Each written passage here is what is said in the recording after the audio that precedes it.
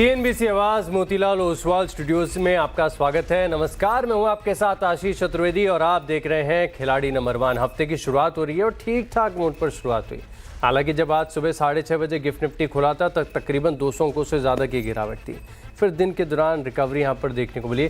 अब निफ्टी की बात करें तो आपको हरे निशान में ज़रूर नजर आएगा, लेकिन कोई खास बड़ा एक्शन नहीं है। चलिए पूरे मार्केट के एक्शन को विस्तार से समझते हैं। 40 अंकों की बढ़त के साथ यहाँ पर निफ्टी कारोबार कर रहा है, बिल्कुल फ्लैट है लेकिन पॉजिटिव बायस के साथ। बैंक निफ्टी निराश कर रहा है, बैंकों में गिरावट है। तकरीबन आप देखें तो 175 अंकों का कट यहाँ पर देखने को मिल रहा है, लेकिन आपके पोर्टफोलियो का सबसे बड़ा हिस्सा होते हैं स्मॉल कैप और मिड कैप। लो से रिकवरी, लेकिन अभी भी लाल निशान में तकरीबन 180 अंकों की गिरावट आपको नजर आएगी। स्मॉल कैप्स की बात करते हैं, रेजिलियंस है, आधे प्रतिशत की तेजी, यानी छोटे स्टॉक्स में बड़ा मूव, और ये तो तकरीबन अब डी हाई के करीब ही अप्रोच कर रहे हैं। हो सकता है कि शो के दौरान ही आपको एक बड़ा मूव यहाँ पर नजर आए। अब समझ लेते हैं कि पूरे मार्केट की क्या तस्वीर है। तो मार्केट में आप देखें तो असमंजस इसके लिए देखने को मिल रही है क्योंकि एडवांस और डिक्लाइन में कोई बहुत बड़ा अंतर नहीं है। अंतर ज़रूर है। 1538 शेयर यानी ज़्यादातर शेयरों में खरीदारी, 1496 शेयर ऐसे हैं जहां पर आप देख सकते हैं कि गिरावट के साथ कारोबार है। लेकिन पूरी मार्केट की तस्वीर को इस शो में हम समझते हैं बड़े विस्तार से हीट मैप के साथ, और इंडिया विक्स ये फ्लैट है तकरीबन 16.22 के लेवल्स पर। लेकिन सेक्टर्स में आईटी कमाल कर रहा है। देखिए फ्राइडे को भी हमने इसका जिक्र किया था, आज भी आप देखें तो आईटी ऑफ लो से बहुत बढ़िया रिकवरी, और इनफैक्ट ज़्यादातर स्टॉक्स जो हरे निशान में अच्छे तेज़ी के साथ है वो आईटी स्टॉक्स हैं।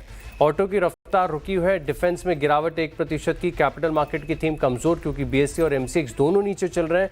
पीएसयू बैंक्स में गिरावट 1% की, फाइनेंशियल तकरीबन आधे प्रतिशत नीचे। निफ्टी बैंक की हमने बात की। मेटल्स की बात करें तो यहाँ पर भी 40 अंकों की मामूली बढ़त देखने को मिल रही है। फार्मा में कुछ बड़े स्टॉक्स हैं बड़े एक्शन के साथ। ऑयल एंड गैस की बास्केट आप देखें तो काफ़ी हद तक मिक्स नजर आएगी। अब इस तस्वीर से अंदाज़ा तो लग गया होगा कि निफ्टी की क्या थीम है। तो फिलहाल के लिए आईटी स्टॉक्स हैं पूरी तरीके से, इन्फोसिस, टीसीएस, टेक महिंद्रा और कोल इंडिया, इसका भी जिक्र करना पड़ेगा। कोल इंडिया के जो ओएफएस वाले स्टॉक्स हैं ना, वो लोगों के खाते में क्रेडिट हो गए, उसके बावजूद ये स्टॉक ऊपर चल रहा है। एमएनएम नीचे है, एचयूएल में गिरावट है, आईसीआईसीआई बैंक भी थोड़ा सा निराश कर रहा है, एक्सिस बैंक नीचे है, bank of Baroda, state bank of India यहाँ पर गिरावट है। निफ्टी बैंक में केवल सिर्फ और सिर्फ 3 स्टॉक्स हैं जिसमें येस बैंक और यू स्मॉल फाइनेंस बैंक कुछ रिलेवेंस नहीं रख रहे। एचडीएफसी बैंक अकेले 10 अंकों का कंट्रीब्यूशन दे रहा है। यानी बैंकिंग स्टॉक्स की तरफ से आप देखें तो निराशा और नर्वसनेस आपको साफ नजर आएगी। बाकी तो मार्केट का मूड मॉल ठीक ठाक देखने को मिल रहा है, लेकिन हफ्ते की शुरुआत हो रही है, ऐसे में हम भी अपने खेल की शुरुआत करते हैं। और शो में करिए स्वागत सैमको सिक्योरिटीज़ के धूपेश दमेजा, इक्विनॉक्स रिसर्च के पंकज रांदड़ और अनुज गुप्ता हमारे साथ है, रिसर्च एनालिस्ट। शो में स्वागत है आपका तीनों का। और क्योंकि हफ्ते की शुरुआत हो रही है तो जो नए दर्शक हमारे साथ जुड़े उन्हें बता दूं कि इस खेल में हफ्ते के पहले सेशन में हम 3 आइडियाज़ अपने पोर्टफोलियो में शामिल करते हैं और उसके बाद दिन के दौरान रिव्यू करेंगे। और ये एकमात्र शो ऐसा है जहां पर पूरी ट्रांसपेरेंसी और अकाउंटेबिलिटी के साथ आप तीनों मार्केट एक्सपर्ट्स का जो परफॉर्मेंस है समय समय पर हम स्क्रीन पर रखेंगे। तो शुरुआत करते हैं। और सबसे पहले धूपेश जी नमस्कार, बहुत ही कम शब्दों में आपकी स्ट्रैटेजी इस हफ्ते के लिए क्या होगी? कैसे आप बनेंगे खिलाड़ी नंबर 1 और पहला स्टॉक कौन सा होगा? सबसे पहले स्ट्रेटेजी तो यही रहेगी, जब तक निफ्टी इंडेक्स 23,300 के नीचे नहीं सस्टेन करता तब तक हमारा व्यू बाय ऑन डिप की तरफ ही रहेगा। और साथ ही साथ अगर हम पहले स्टॉक की बात करें, पहला स्टॉक रहेगा डेटामेटिक्स। करंट भाव 802 के भाव से खरीदारी की सलाह रहेगी। नीचे में जो स्टॉप लॉस रहेगा 765 के हम स्टॉप लॉस के साथ काम करेंगे। ऊपर में 950 के टारगेट्स हम देख सकते हैं। ओके, तो यहाँ पर स्टॉक चुना है छोटा सा, ये हालांकि सॉर्ट ऑफ आईटी से ही जुड़ा हुआ है। ये आईटी की केपीओ वाला काम करती है कंपनी। 950 का टारगेट, 765 का स्टॉप लॉस, फेयर इनफ। अब एक काम करते हैं, चलते हैं पंकज जी के पास। पंकज जी नमस्कार, क्या है रणनीति इस हफ्ते के लिए और पहला स्टॉक कौन सा होगा? Good morning Ashish ji and good morning to all the co-panellist and viewers. Ashish ji, similar view है। अगर इंट्राडे के पर्सपेक्टिव से देखते हैं तो definitely buy on dips would be the strategy, but थोड़ा सा अगर हम लोग पोजिशनल पॉइंट ऑफ व्यू से भी देखते हैं तो इंडाइसिस पॉइंट ऑफ व्यू से साइडवेज थोड़ा सा मुझे मार्केट नेगेटिव नजर आता है, बट स्टॉक स्पेसिफिक जो है काफी सारी अपॉर्चुनिटीज देखने मिल सकती हैं। तो मेरा जो पहला ट्रेड रहेगा वो तांला प्लेटफॉर्म्स के ऊपर रहेगा। एक क्लासिकल ब्रेकआउट यहाँ पर देखने मिला है येन स्ट्रक्चर का और 540 के आसपास फिलहाल ट्रेड कर रहा है। तो 540 की रेंज में इसमें खरीदारी की सलाह रहेगी। स्टॉप लॉस 528 528 का मेंटेन करें। ऊपरी लेवल पर टारगेट जो है यहाँ पे मुझे नजर आता है 578 का। 578 के टारगेट्स के लिए तानला प्लेटफॉर्म्स तकरीबन 3% ऊपर है, यहाँ पर करनी चाहिए खरीदारी। अनुज जी, शो में स्वागत है आपका। नमस्कार सर, बताइए क्या रणनीति और पहला स्टॉक? गुड मॉर्निंग आशीष जी। देखिए, मार्केट का सेंटीमेंट अगर आप देखेंगे लास्ट वीक में, लास्ट ट्रेडिंग डे में एक प्रॉफिट बुकिंग देखने को मिली थी, बट मुझे लगता है कि इस हफ्ता मार्केट थोड़ा सा स्टेबल हो सकता है और एक बाय ऑन डिप्स आपको देखने को मिल सकते हैं। टॉप पिक में मुझे लगता है कि यहाँ पर एफकॉन इंफ्रास्ट्रक्चर, लास्ट वीक भी हमने एक अच्छी बढ़त बनती हुई देखी थी स्टॉक के अंदर। मोमेंटम यहाँ पर आता हुआ दिखाई दिया था, तो यहाँ पर एफकॉन इंफ्रास्ट्रक्चर में खरीदारी की सलाह रहेगी। करीबन 330 के आसपास में स्टॉप लॉस 317 का लगाएं, टारगेट 360 तक देखे जा सकते हैं। 360 तक के टारगेट्स आपको एफकॉन्स इंफ्रा, और हाल ही के कुछ दिनों में बड़े ऑर्डर विंस के चलते स्टॉक रडार पर आया था। अब हालांकि फिलहाल के लिए थोड़ा सा ठंडा पड़ा हुआ है, आज तो गिरावट के साथ ही कारोबार कर लो, लेकिन स्टॉक पर रखिएगा आप खास फोकस।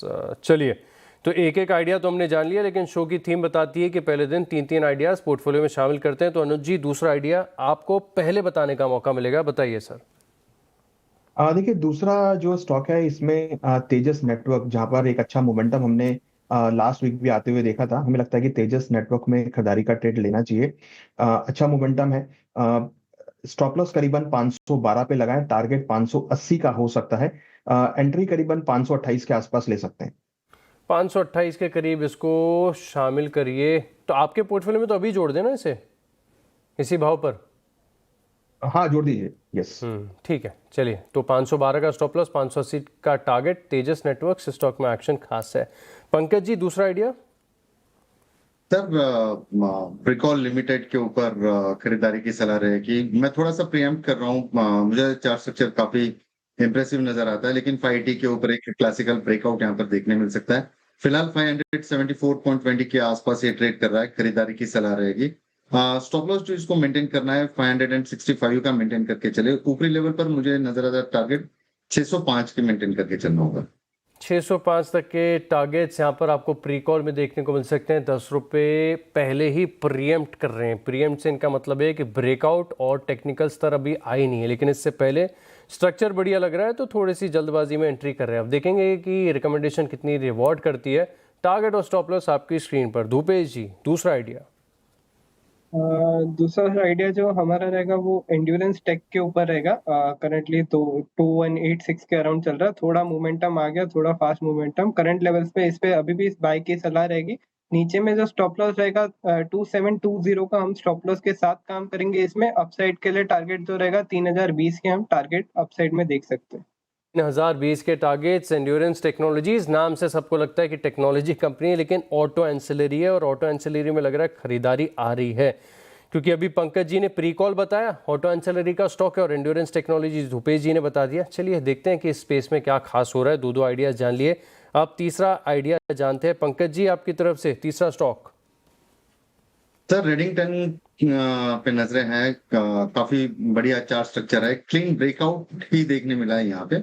237 के आसपास फिलहाल ट्रेड कर रहा है यहाँ पे, तो खरीदारी की सलाह रहेगी। स्टॉप लॉस जो है इसका 231 का मेंटेन करके चलना है। ऊपरी लेवल पर मुझे लगता है 252 तक के टारगेट्स देखने मिल सकते हैं। 252 तक के टारगेट्स आपको रेडिंगटन में देखने को मिल सकते हैं। बात करते करते डेज हाई पर तकरीबन 6% की तेजी यहाँ पर देखने को मिली, और इस स्टॉक की टेम्परामेंट खासियत ये है कि रोज़ इसकी चर्चा नहीं होती, लेकिन जिस दिन भी चर्चा होती है बड़े मूव के लिए जाना जाता है। देखेंगे क्या खास होता है। ये कंपनी एप्पल के प्रोडक्ट्स का डिस्ट्रीब्यूशन करती है। रेडिंगटन रडार पर रख लिया हमने। धूपेश जी, आपकी तरफ से तीसरा आइडिया? तीसरा आइडिया रहेगा जाइडस लाइफ साइंस। करंट भाव 1106 के भाव से हम लोग बाय की सलाह देंगे। इसमें जो स्टॉप लॉस रहेगा 1068 का स्टॉप लॉस के साथ हम काम करेंगे। ऊपर में जो टारगेट रहेगा वो 1200 के टारगेट्स हम देख सकते हैं। 1200 तक के टारगेट्स यहाँ पर जाइडस लाइफ साइंसेज में देखने को मिल सकते हैं। फिलहाल के लिए गेन्स के साथ ही कारोबार कर रहा है, और फार्मा स्पेस के स्टॉक्स में एक्शन भी है। अनुज जी, तीसरा आइडिया आपकी तरफ से? देखिए, तीसरा आइडिया नारायण हृदयालय पर है। हमने पिछले, अगर आप देखेंगे, लगातार एक पॉजिटिव मूव में रहा है। Higher top higher bottom formations बनाई है स्टॉक ने, तो करीबन उन करंट रेट के आसपास ही खरीदारी का ट्रेड देखना चाहिए। 1860 का स्टॉप लॉस लगाएं, 2240 तक के टारगेट देखने को मिल सकते हैं। 2240 तक के टारगेट्स यहाँ पर देखने को मिल सकते हैं। स्टॉप लॉस के साथ फोकस रखेगा। 1930 रुपये के करीब का भाव चल रहा है और बड़े दिनों से इनफैक्ट मैं भी इस स्पेस के सभी स्टॉक्स को मॉनिटर करता हूँ क्लोजली।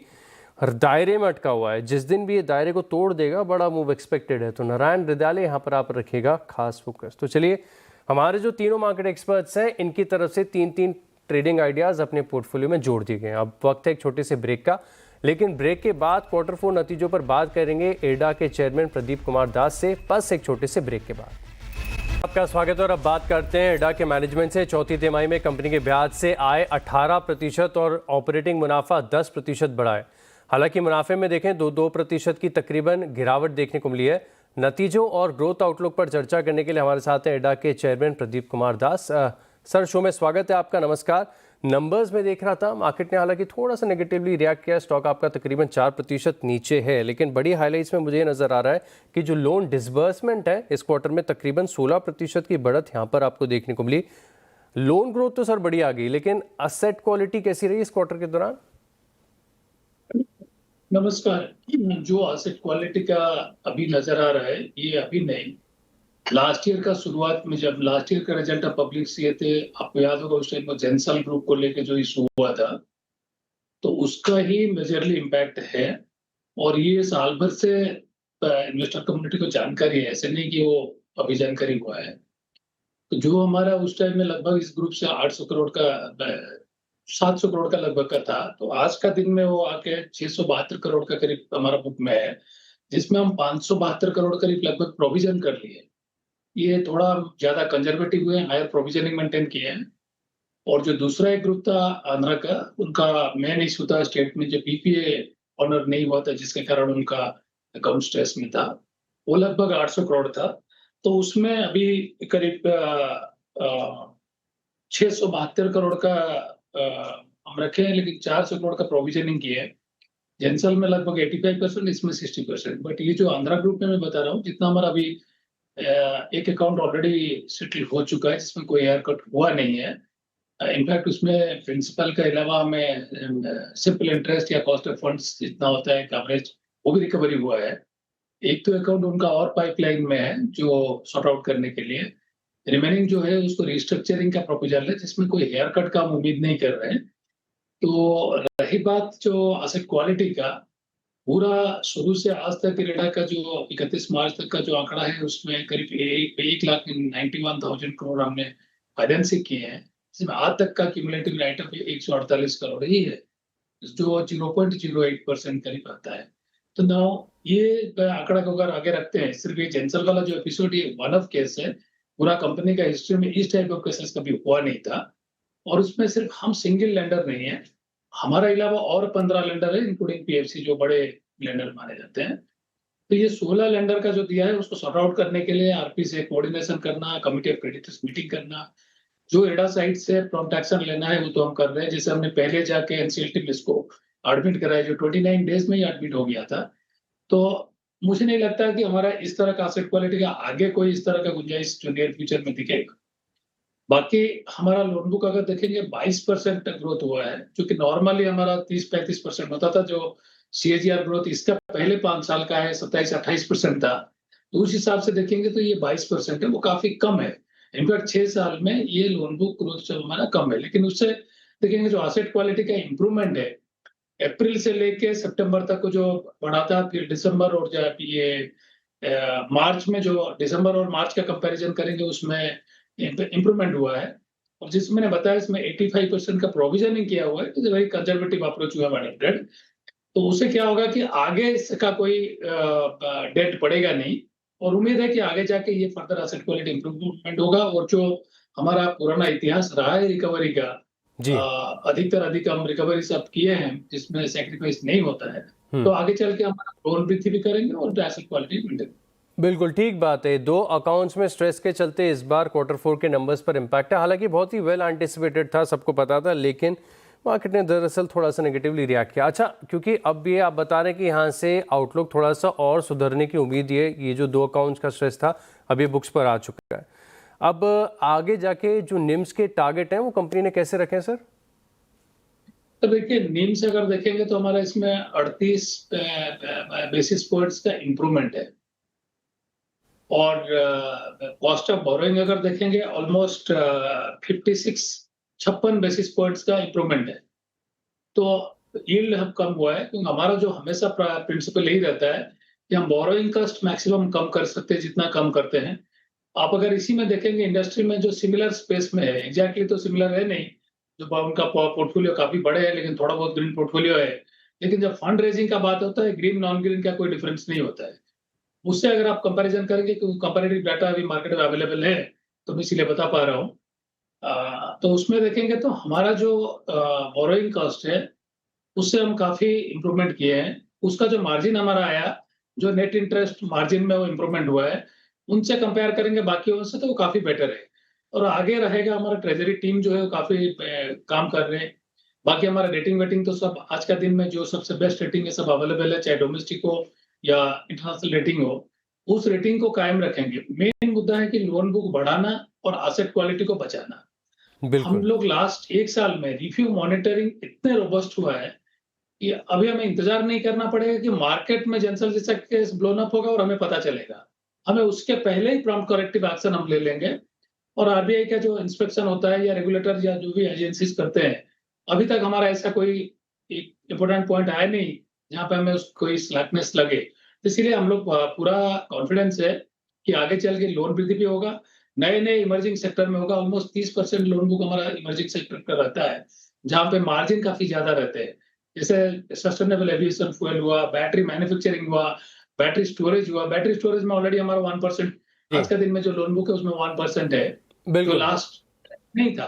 तो ऐसे नए सेक्टर में हम एडिशन करेंगे जिसमें नीम का मार्जिन ज्यादा रहता है। ठीक है, ठीक बात है सर। आपने बताया कि निम्स यहाँ से और थोड़े से इम्प्रूव हो सकते हैं।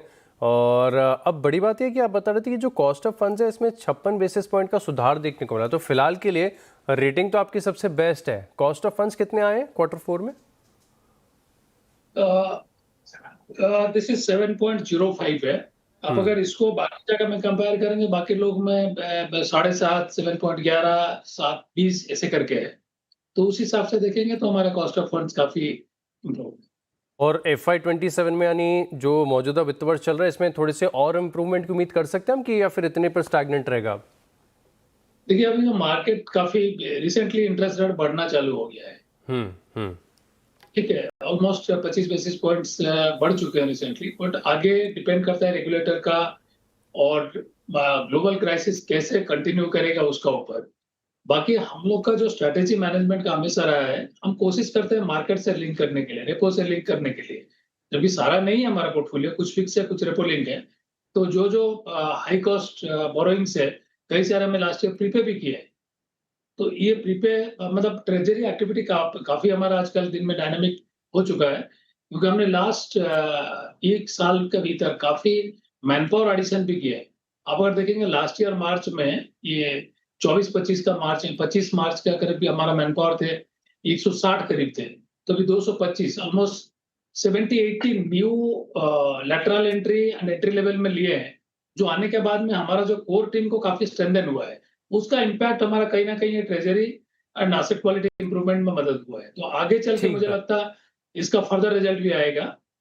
और ये एग्जैक्टली मार्केट में किस तरह का ट्रेंड रहेगा इट्स वेरी डिफिकल्ट टू से, बट जो भी रहे हमारा ऑप्शन मतलब मकसद यही रहता है कि जो मार्केट कंडीशन है उसको बेस्ट कैसे हम उसको ऑप्टिमाइज कर सकें, बोरोइंग कॉस्ट को कम कर सकें, सेक्टर को मैक्सिमम हम भाषण करें और अपना इन्वेस्टर के लिए भी फेयर अमाउंट ऑफ शेयर हम रिटेन करें। अभी हम और एक ट्रांच QIP करेंगे हमारा कैपिटल बेस बढ़ाने के लिए। वो बढ़ाने से हमारा लोन बुक बढ़ाने में बड़ा आसान होगा, जो हमारा लास्ट ईयर किया था। तो मुझे उम्मीद है आगे चल के हम ट्रेजरी और फंड को अच्छी तरह मैनेज करेंगे। बिल्कुल बिल्कुल ठीक बात है सर। यहाँ से और ट्रेजरी फंड मैनेजमेंट बेहतर होगा, लोन ग्रोथ बढ़िया देखने को मिल सकती है और FY27 में निम्स में भी आपको फर्दर इंप्रूवमेंट देखने को मिल सकता है। बहुत बहुत धन्यवाद सर आपका हमारे साथ जुड़ने के लिए, नतीजे और ग्रोथ आउटलुक पर इतने विस्तार से बात करने के लिए। Thank you so much sir. चलिए इसी के साथ रुकते हैं छोटे से ब्रेक ले और ब्रेक के बाद देखेंगे तीनों एक्सपर्ट्स का रिपोर्ट कार्ड। एंड्योरेंस टेक और जाइडस लाइफ परफॉर्मेंस आपकी स्क्रीन पर, डेटामेटिक्स बढ़िया कर रहा है। वहीं पंकज रांदड़ जी के पोर्टफोलियो में देखें तो तानला प्लेटफॉर्म ठीक है, प्रीकॉल करीब करीब आधे प्रतिशत ऊपर, लेकिन रेडिंगटन 1.5% की बढ़त दे रहा है। अनुज जी के पोर्टफोलियो को देखा जाए, यहाँ पर 3 ट्रेडिंग आइडियाज़ को जोड़ा है, तेजस नेटवर्क्स है, एफकॉन्स इंफ्रा है, नारायण हृदयालय बिल्कुल फ्लैट चल रहा है। फाइनल रिपोर्ट कार्ड आपकी स्क्रीन पर और अभी तक के हिसाब से आगे चल रहे हैं अनुज जी 3.7% के बढ़िया गेंस के साथ, दूसरे नंबर पर है पंकज जी, तीसरे नंबर पर है दीपेश दमेजा। लेकिन सो फार सो गुड, हफ्ते की शुरुआत बढ़िया हुई है। तीनों मार्केट एक्सपर्ट्स का पोर्टफोलियो फिलहाल के लिए हरे निशान में है। आप तीनों का बहुत बहुत धन्यवाद हमारे साथ जुड़ने के लिए, और इसी के साथ खिलाड़ी नंबर 1 में इतना ही। आप बने रहेंगे CNBC आवाज़ के साथ। नमस्कार।